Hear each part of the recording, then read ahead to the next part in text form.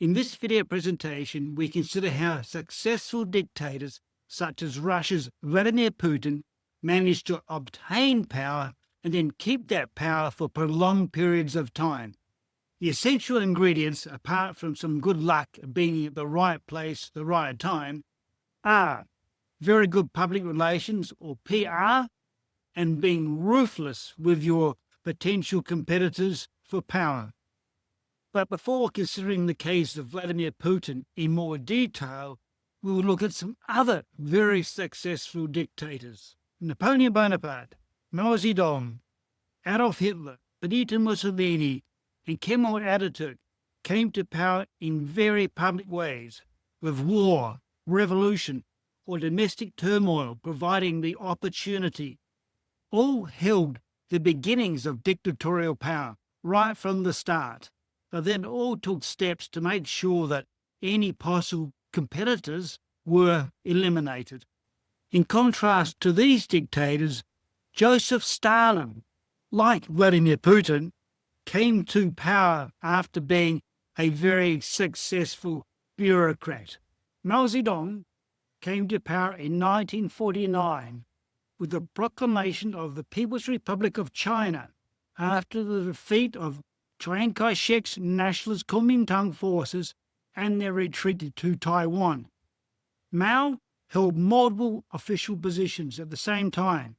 He was head of state or chairman of the Chinese Republic, chairman of the Chinese Communist Party Central Committee, which was the main policy-making body, and chairman of the Politburo, which was the main executive body.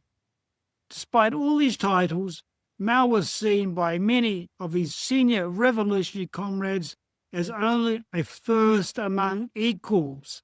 However, Mao saw himself and his will as supreme. Criticism of some of his policies by several of these old comrades from the pre-1949 wars concerned Mao enough that over time he removed them from their positions and contributed to their deaths. Mao was careful about how he went about removing such threats to his power. Defense Minister Peng Dehuai was sacked in 1959 when he made critical comments about the Great Leap Forward, and was later arrested and beaten during the Cultural Revolution, which began in 1966, and he died in prison in 1974.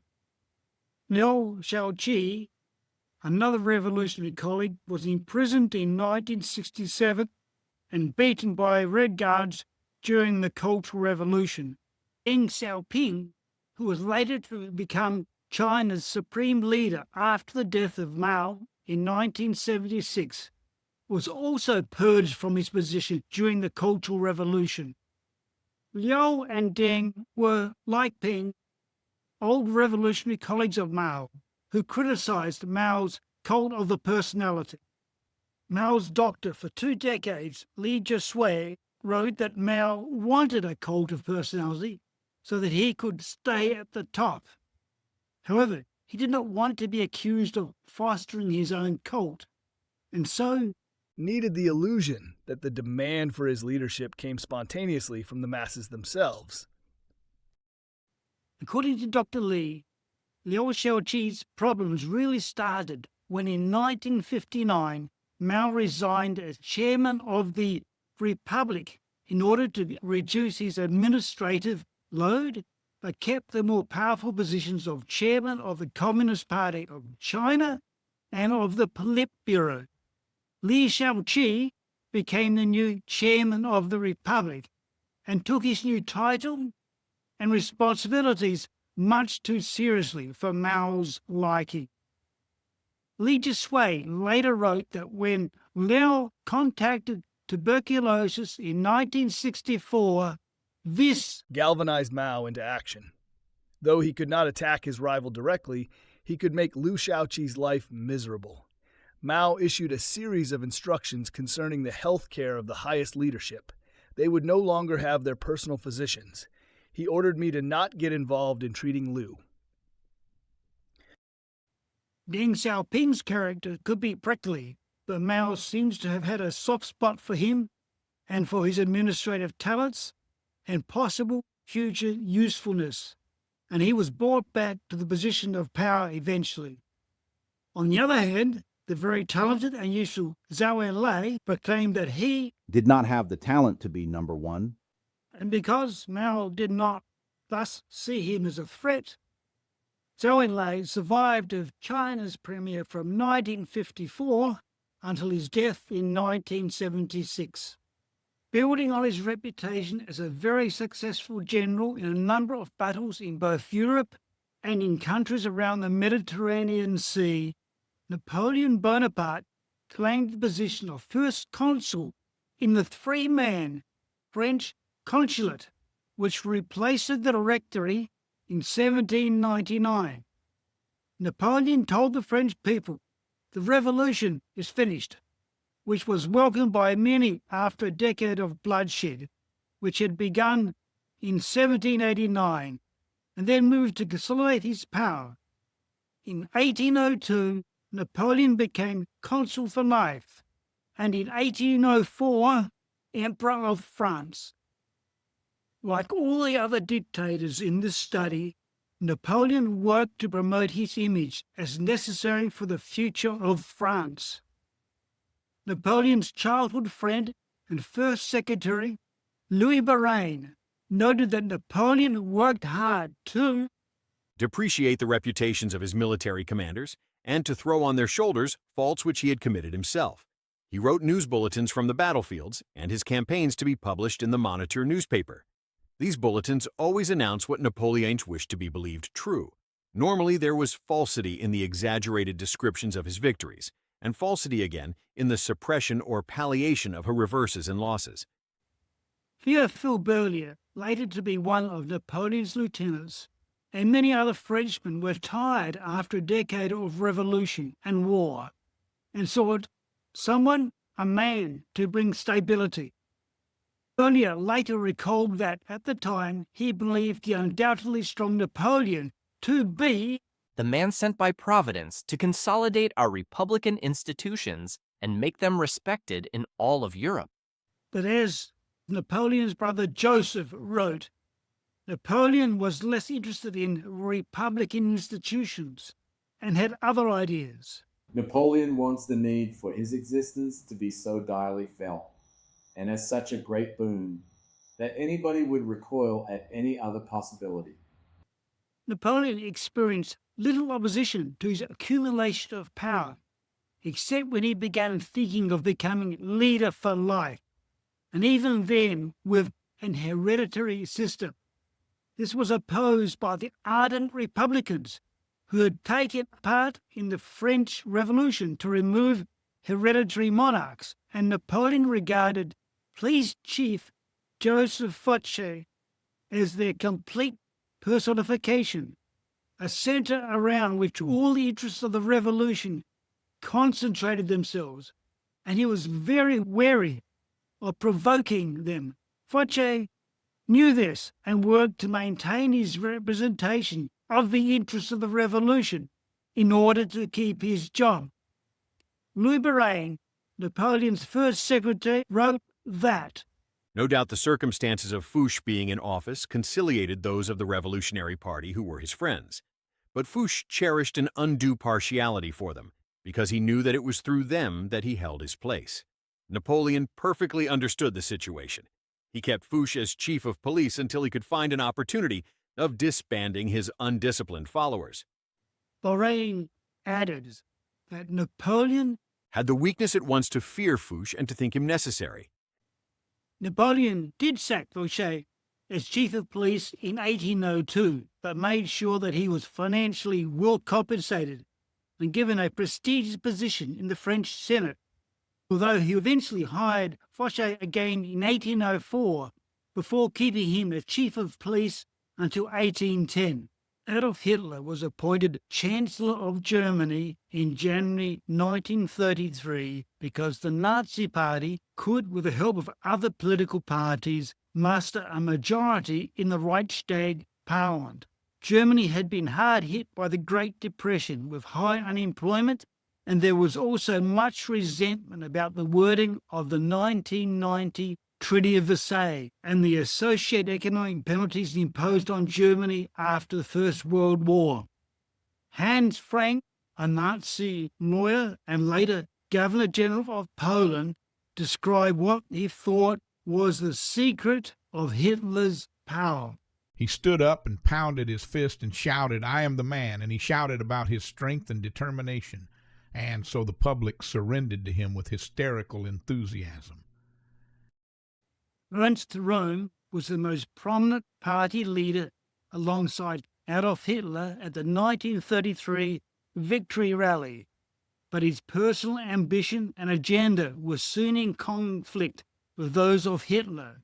Röhm's photo was appearing more than that of Hitler in the newspaper SA Man, and many SA members took the word socialism in the party's National Socialism title seriously and wanted to destroy capitalism in a second revolution.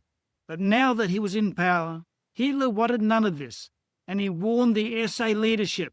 "I will suppress every attempt to disturb the existing order as ruthlessly as I will deal with the so-called Second Revolution, which would lead only to chaos." Röhm exacerbated his difficulties with Hitler by putting the army generals offside. A reconciliation lunch was held. After Hitler and the generals had left, Röhm said of Hitler, who had been a corporal in the First World War, "What that idiot corporal says means nothing to us. I have not the slightest intention of keeping this agreement. Hitler is a traitor and needs a long vacation. If we can't get there with him, we'll get there without him." Hitler's response, when later told about this comment, burst into Röhm's hotel room and arrested him. When Röhm refused to commit suicide the next day, he was shot. Hitler's official announcement was short and to the point. The former chief of staff Röhm was given the opportunity to draw the consequences of his treacherous behavior. He did not do so and was thereupon shot. Hitler then faced no significant internal challenges until the failed 20 July 1944 assassination attempt by German military officers. Benito Mussolini was appointed Prime Minister by the Italian King Victor Emmanuel III in 1922. There was much domestic, economic and political turmoil after the First World War, and Mussolini was a gifted propagandist who played on fears of a so-called march on Rome by thousands of fascists to demand the resignation of the Prime Minister Luigi Facta. The king may have feared civil war because Mussolini had considerable support in the military and in various industrial and agrarian groups which were fearful of socialism. As editor of a newspaper in 1917, Mussolini had written that Italy needed a man who has when needed the delicate touch of an artist and the heavy hand of a warrior, a man who is sensitive and full of willpower, a man who knows and loves people, and who can direct and bend them with violence if required. Thereafter, Mussolini continually tried to live up to his self-image. Following several killings of members of Parliament in 1924, Mussolini announced to Parliament in early 1925 that the only solution is force. And he meant his force. Enormously popular with the population, Mussolini was able to increasingly assume dictatorial powers. Mussolini was even more audacious with his promotion of self than was Napoleon Bonaparte. Several months after joining the war on the side of Germany, Italy invaded Greece via Albania, and his army was soon repelled. By March 1941, Italy had strengthened its forces, and Mussolini went there expecting to take charge of a victorious march into Greece. But the Greeks held on. After 3 weeks of sitting around, Mussolini returned to Rome, putting out the startling story that he had been commanding the greatest and most bloody battle in modern history. Turkey's Mustafa Kemal, who eventually took the surname of Ataturk in 1934, became a very successful general in the First World War, including beating back an attempt by the Allies to capture the Gallipoli Peninsula and gain control of the Dardanelles Straits. He acquired effective dictatorial powers while leading nationalist military forces fighting for Turkish independence after the collapse of the Ottoman Empire, and was given the title of Ghazi, meaning hero or warrior. In 1923, the Turkish Republic was proclaimed with Mustafa Kemal as president. Many other nationalist leaders were wary of his dictatorial ways right from the beginning.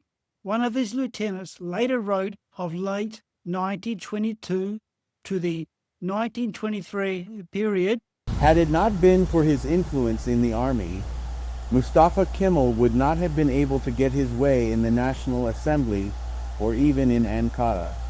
The vigilant guard which surrounded him, as if he were in constant danger, was proof of this." In 1925, using the excuse of a Kurdish revolt, Mustafa Kemal forced through the National Assembly the law for maintenance of public order, which allowed for the suppression of any signs or advocacy of reaction and rebellion. Mustafa Kemal himself explained the new law had given all government officials the task of preventing an incident before it happens, rather than repressing it after it had happened, and is necessary to suppress those who create confusion in the innocent mind of the nation. The new law was to be enforced by independence tribunals, which had been set up despite the resistance of some members of Mustafa Kemal's own People's Party. The tribunals were then used to suppress other military leaders who had been prominent during the struggle for Turkish independence. History, or at least how they see history, is important to long-lived dictators. In October 1927, Mustafa Kemal spent 6 days giving a single speech to a Congress of his monopoly Republican People's Party, which gave his view of how he had founded the Turkish state. While he had indeed been the leader in its creation, he could not help but denigrate the role of others. As he put it, "Writing history is just as important as making history. The reality is that humankind will be confused if he who writes does not remain loyal to he who makes history." A British diplomat recorded that the opening words of the president's speech were characteristic of the tone of the whole. On the 19th of May, 1919, I landed at Samkun, the great Turk in instructing his faithful disciples, who in turn are to go out to spread the good news of Turkey's resurrection and thirdly make the villager, shopkeeper and landowner appreciate the debt they owe to the Ghazi and to his political party. By beginning with "I landed," Mustafa Kemal equated himself with Turkey. He eventually went further than this.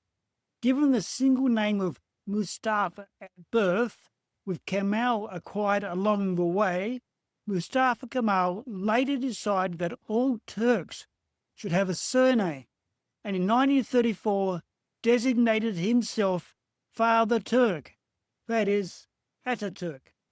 When the news is bad, the successful dictator knows how to minimize his own responsibility. Nikita Khrushchev recalled the situation during the first part of the war, when the Soviet armies were in retreat. Stalin's signature name never appeared on a single document or order. High Command, General Staff, or some other term was used, but never his name. Admiral Kuznetsov recalled that while Stalin had become Supreme Commander-in-Chief of the Armed Forces on 8 August 1940, not many people knew. It was only after victories at the front that Stalin began to be called Supreme Commander-in-Chief in the communiques published in the press. And naturally at the eventual victory parade in Red Square in Moscow in June 1945. All successes and victories were attributed to him alone. Stalin's opportunity for supreme power arose with the death of Vladimir Lenin in 1924, and Stalin eventually emerged victorious after an internal Communist Party power struggle that lasted several years. American Admiral William H. Stanley later reflected on his time in Moscow from October 1941 to October 1943, including a period of U.S. ambassador to the USSR. We must also remember that Stalin was able to capitalize on his relationship with Vladimir Lenin. At every opportunity, he glorified the great Lenin as the idol of the Russian people, the communist deity of the Soviet Union. Life-sized pictures of the great Lenin with his disciple Stalin on his left were displayed in the Red Square, in all schoolrooms, on public buildings, and in every public place. During the war, Stalin issued weekly bulletins in which he extolled the virtues of the great Lenin and urged the people to hold sacred and to preserve the heritage handed down to them by the great Lenin. It was as a devoted disciple of the great Lenin that Stalin maintained his control of the Communist Party and his power over the Russian people. We now get to consider the case of Vladimir Putin, who, like Joseph Stalin, came to power in a way not directly associated with war, revolution, or civil strife. Putin was handed power as Prime Minister in 1999 and then acting president, with the resignation of Boris Yeltsin as president in December 1999. Putin's presidency was then confirmed in an election several months later. Exactly how Putin successfully emerged at the top in Moscow is subject to much dispute, with many people claiming to be responsible for persuading Yeltsin to support him. Some have called him an accidental president, which may be true to the extent that he was in the right place at the right time, although this does not exclude ambition and manoeuvring to get there. And there was probably some surprise on Putin's part when he actually got there. According to Gleb Pavlovsky, a Kremlin spin doctor who worked for both Yeltsin and Putin, Prime Minister Putin was given the task of carrying out a purge of the Federal Security Service, successor to the KGB, and he applied himself to that very actively. He fired a lot of people. That was something no one else had done before. People were afraid. And that pleased Yeltsin. Nevertheless, Vladimir Putin's rise to power was somewhat different to that from Joseph Stalin, because, according to Alexander Voloshin, the presidential chief of staff from 1999 to 2003, Putin, from the moment he became president, he held all power in his hands. There are probably four main reasons for Putin's almost immediate consolidation of power. Firstly was Yeltsin's 1999 designation of Putin as his successor.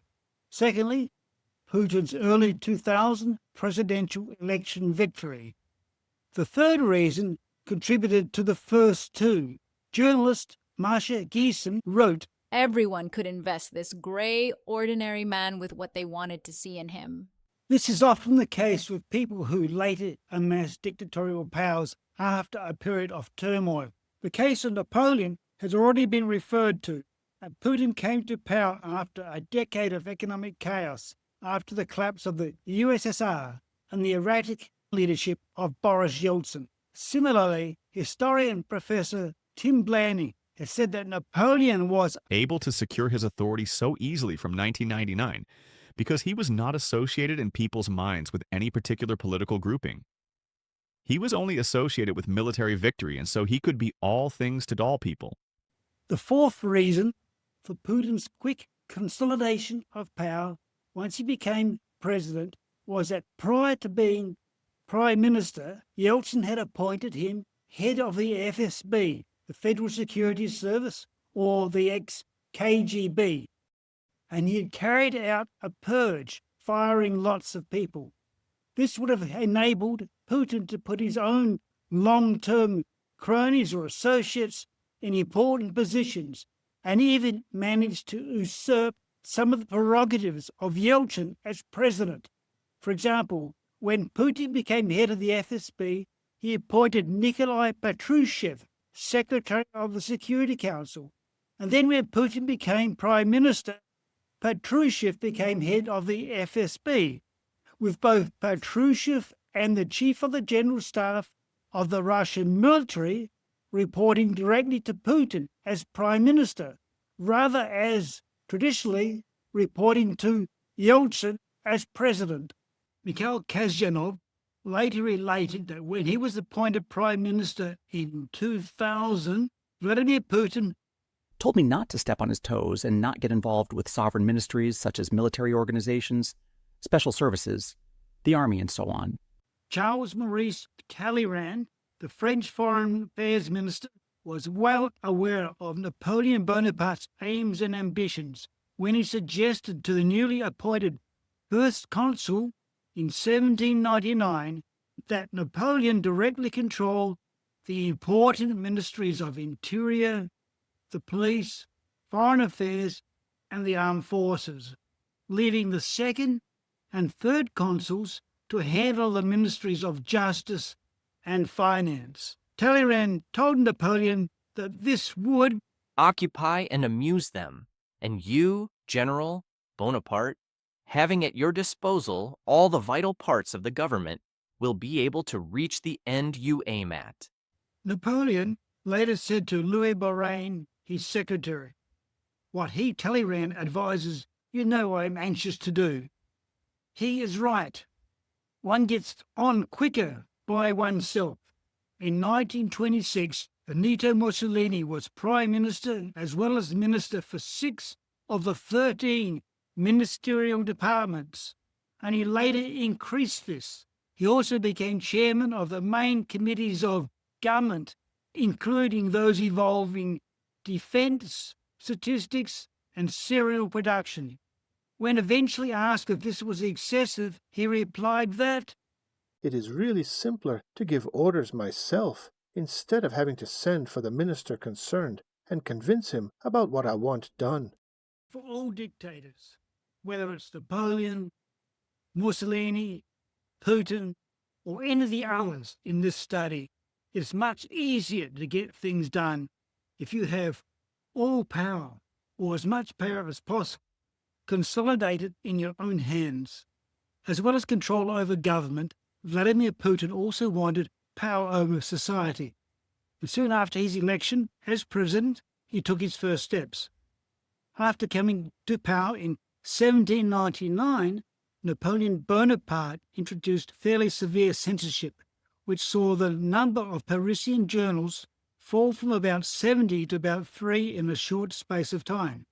However, most Russians in the late 1990s and early 2000s, when Putin came to power, got their news from television, with printed media having a relatively minor role. So Putin concentrated on television. NTV was an independent television channel which had been critical of both Yeltsin and Putin. 4 days after Putin's May 2000 presidential inauguration, NTV was raided by men from the Russian Interior Ministry.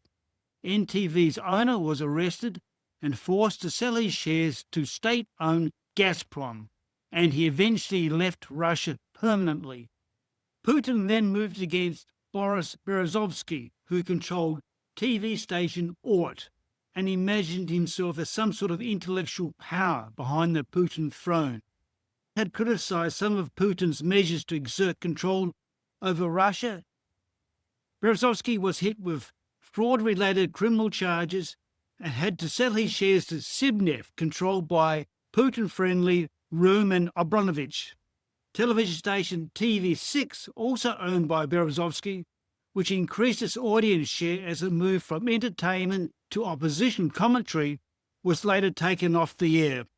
This left 3 television stations, RTR, renamed Rossiya, Channel 1, and NTV, all owned by the state.